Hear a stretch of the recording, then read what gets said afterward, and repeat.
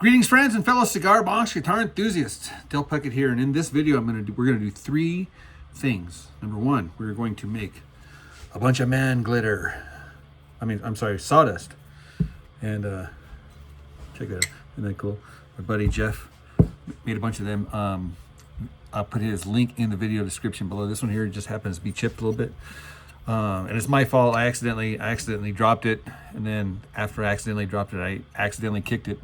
And then when I was picking it up, I accidentally banged it on the table. So now, I got a little chip there. So I'm going to hold pencils and whatnot in here. But we are going to definitely be making sawdust, ta-da, in this video.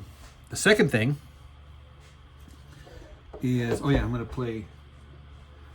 play a little Name That Tune on this here, one of my favorite instruments. So that'll be the second thing. And the third thing is I'm gonna do sound samples on this 4-string. So be sure to stick around to the end to hear that. All right, so let's get started making some man glitter. So we are using this larger than life Padrone box. This box here measures in at 27 centimeters by 20 centimeters. What's that in inches? Divide by 7, carry the 1. You have 8 inches here, and 10.5 inches, actually 10 3/4 of an inch long here. As far as the thick, I seriously, I like this thickness here. It's a little thinner than normal. Inches, it is 1 3/4 inches, and in centimeters, it is 4.5 centimeters. There you have it. The neck, well, the fretboard here is going to be oak with these dowel inlays, and we got those all smoothed out on the back here. So we're going to glue that on. 24 fret, 23-inch scale, and that is going to be married to this maple neck with a scarf and wings and stuff like that. So I'll show you how we're going to turn this into sawdust. Have you ever wondered how long this piece needs to be here from headstock to butt? To be honest with you, I've never really paid attention. But I have this awesome tape measure. Check it out, man. This is old school, made in the USA. It even says it right there, made in the USA. But anyhow, no, so this thing here, I've been carrying this thing around for years. I have no idea where I got it or nothing, but I just liked it because it was so cool. So it's just been just kicking around never been used, man. I have never used this guy because I got all these other high-tech ones that I use. And so this is, we're going old school with this guy here. So, red diamond means 16 centers. Oops. It's got a nice little spring, so it pulls it back, so that's good. But anyhow, so let's measure this guy here. It looks like we got 33 inches from a little bit over the headstock. Of course, I got the angle there. Down to 32. Okay, so 32 inches. 32 is the opposite of 23. Maybe you can use that to memorize. 32, 23, 100. No, but it also depends on the size of the box also. And we have this wood here on the back. Okay, now you can see I already started drilling out for the, that's where I got the sawdust for these guys here. Was drilling this guy out. These Padrone boxes have these inserts here. Now, man, you could be real creative with these inserts and get all jicky. I just like to, for me, I use them for added sidewall. Sometimes I glue them in place. But anyhow, I did have to cut that guy out here. That's going to be where the jack is going to be popped out here. So these are thick walls, so you're going to have to take out some of this just to get that jack to go through. But that being said, the butt of the guitar is going to be buttoned up against that, right? So that's where we're going to determine where on this side to notch it, number one, and consider the heel, how far we want it to stick out. So we just hit the butt on the back here, boom, and that tells us there. And so I did that knowing that my fretboard, or should I say hoping that my fretboard comes over the top about 3 or 4 frets. So I'm keeping all this stuff in mind so I get the perfect balanced Fibonacci. Now, as far as shaping the neck, files, sandpaper, routers, anything and everything. The first rule is there are no rules. So whatever you got, these horse hoof files do great. Of course, everybody's got one of these. These are awesome. Sharp files. Go down to the local, what do you call it, antique market or thrift store. You can find these. A lot of these are really sharp. Excellent for removing bulk material, but obviously it's going to come down to like hours and hours of just fine sanding and getting all the little blemishes out and file marks. And I recommend good light. If you have good light and maybe some reading glasses just to get magnify up all up here, you can really get these things nice and smooth. So take your time. Now, if you do have a fan like this and you're doing this sand, you're not going to make a little mess. You're going to scatter that dust over everything, dude. And is that a good thing or a bad thing? Well, it depends. Sawdust is man glitter. Next, we need to know where to cut our notch on this thing here. So we get the inside butt heel right up against the top side here. Nice and firm. That tells you exactly where this guy needs to be cut right here. So you just get a pencil, give it a little, and that tells you exactly where to cut. Now, how deep we're going to cut is going to be the thickness of the top of the box, and you can see it's that little yellow line right there. So that's how deep we're going to go right here. And then, of course, we are going to implement a back angle to give you higher action here and lower action here. So I use the black pen and thick lines to outline where I'm going to cut for the back angle. So as you can see here, this part here is about 1/8 of an inch, which correlates to the thickness of the top of the box, 1/8 of an inch. And then the back angle here, because this is a longer instrument, the fall is, remember, 10.5 inches, right? That's why you have a lot large here. This one here is 7/16 in comparison to this 1/8 of an inch, 7/16 here. So that's a lot of meat that we're taking off here to get this subtle, it's very subtle back angle, but what it does is it causes this part to go inside the box up because you're taking this piece out, which causes the neck here to come back. Does that make sense? Wank. So I'll show you more about that as I put this together. So we notched that out. All I did is I just set the blade on the table saw and just zing, zing, zing, zing, zing. They call that a dado. They actually make what they call dado blades for that to take out large chunks of material. But you could just do it with a chisel and or a file and or saw, just a hand saw, just to kind of do the lineys and stuff like that. Yeah. So again, like I said, this is just the thickness area. I might went just a tiny bit over. That's okay. This is all ballpark stuff. Now, all I'm going to do is line up here and just cut this guy off. Now, to be honest with you, I usually don't mark it. I only marked it here so you could see. Typically, I just memorize in my mind the thickness of that thing, zing, zing, zing, and then I just eyeball my angle because I have a good feel about what this angle should be, this back angle here. So I just eyeball it every time, just by feel. Wink.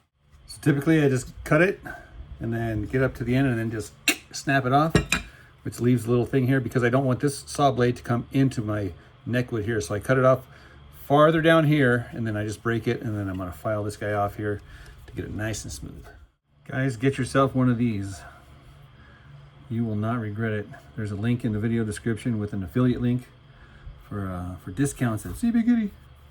But yeah, so this tool here is one of the MVPs of the cigar box guitar collection, right? It's the gives you the center. It gives you equal marks on either side, so you can take this little template and put it on your cigar box. All you got to do is line it up center, and that tells you exactly where to put the notch.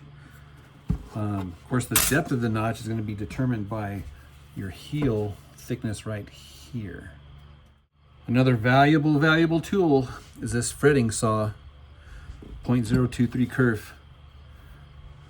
I also get these at cbgiddy.com, the same link as the other, but these guys here work perfectly for not only cutting fret slots, but for cutting your notch as well. So once I cut those two to the right depth, I don't want to just break it off, right? Because then it might destroy this wood up here. So one of my little tricks here is to get a nice skinny little drill bit and just kind of do what I call the postage stamp right along the edge there. So I can still go back and file it, right? I just kind of cut this along the line there.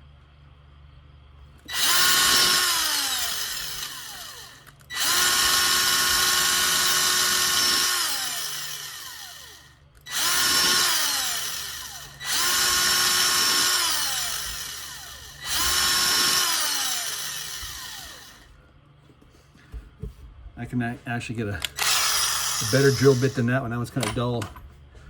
Try this one here. Maybe this will be a little bit sharper.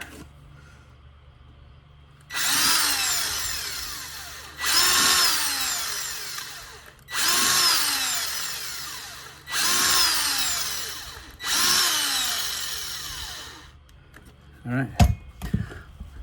I call this the postage stamp. And now it should snap safely right off. And then I just go back and file that to get that smooth.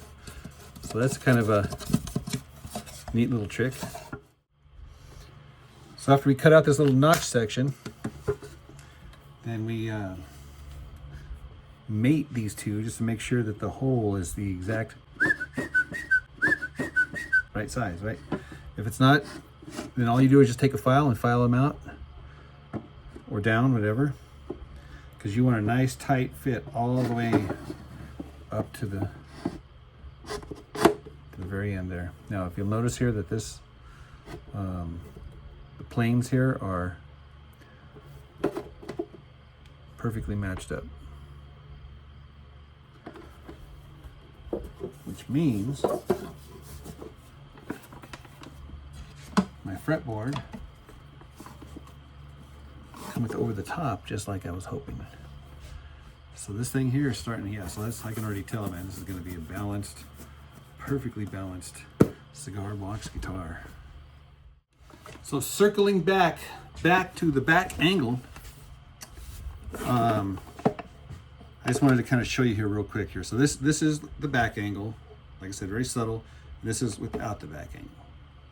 No back angle, back angle. No back angle, back angle. You say, dude, what is the deal? First off, let me just show you here. So the inside here, if you look at the inside of the box, you'll see that it's married up here, right underneath here. Remember, we removed that material. It would have been straight like that. But because we removed the material, this side comes up and this side goes down. So it creates this back angle. You say, what's the big deal? Well, for me as a player, right, I like the higher action. Well, if I gotta have the fretboard on first, guys. Here's the fretboard.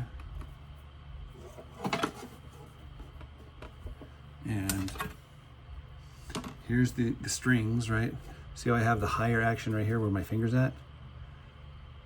High action here, low action here, and it's tilted kind of in toward me. It just makes it more comfortable for me as a player.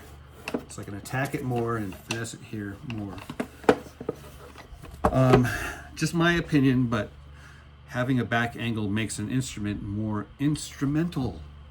Again, that's just my opinion, but try it and tell me if you don't like it better.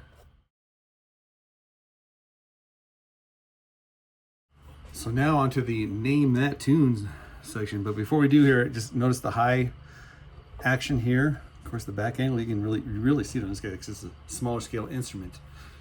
This guitar is so fun to play. The top is loose, and there's a loose screw in there, so I get this natural distortion.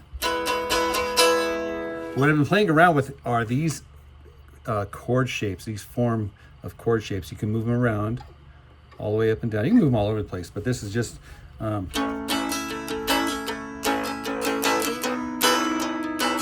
can hear that rattling.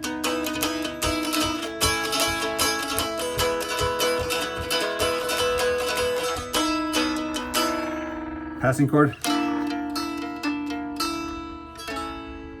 So you can think of it as the 5 chord, the 4 chord, or the minor second. So that's a kind of a nice way to get a minor chord. So you just do from the major to the minor.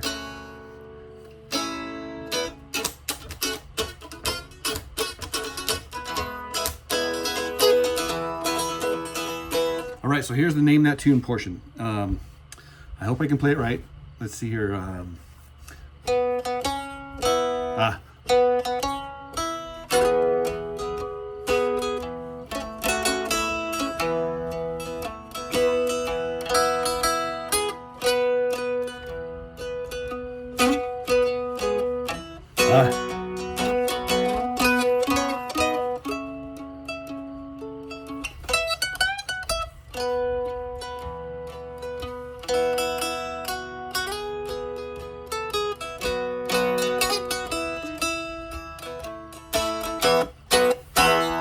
All right, name that tune, put it down in the video description. You guys remember this one? It was built from a 100-plus-year-old piano top. And I am tuned. Oh, it's got the curly maple fretboard. So I am tuned D, F sharp, A, D. And I am unplugged. Gosh, the sound of this thing acoustically is just crazy.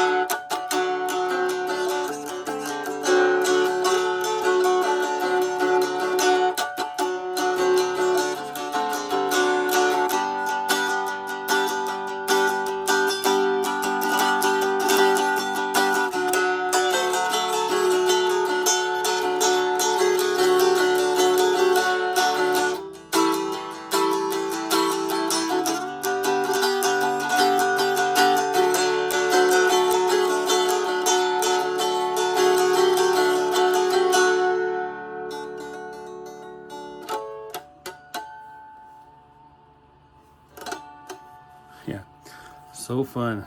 Of course, plugging it in is going to give it a whole new personality.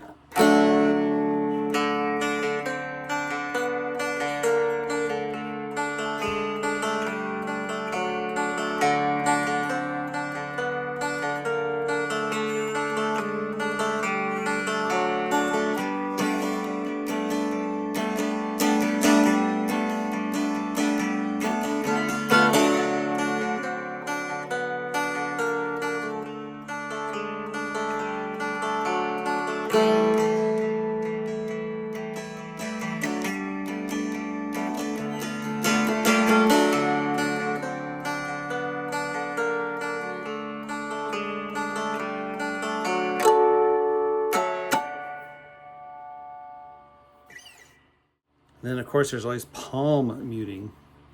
This little muscle that's right below your pinky on your right hand. You just set it down on the strings, just right above the bridge.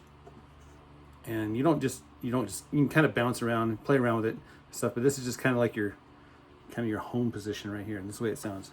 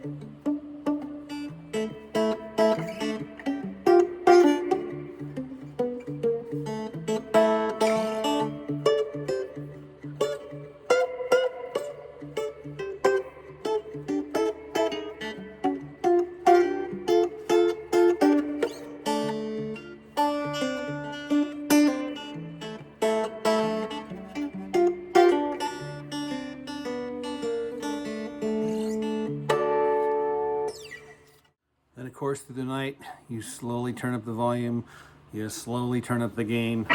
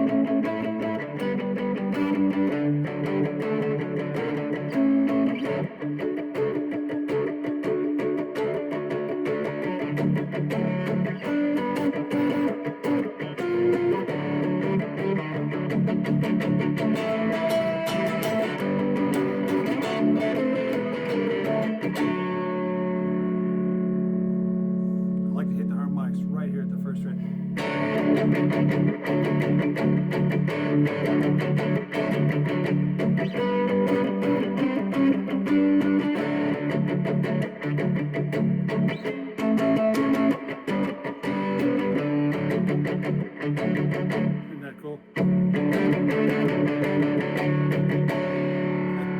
That is cool.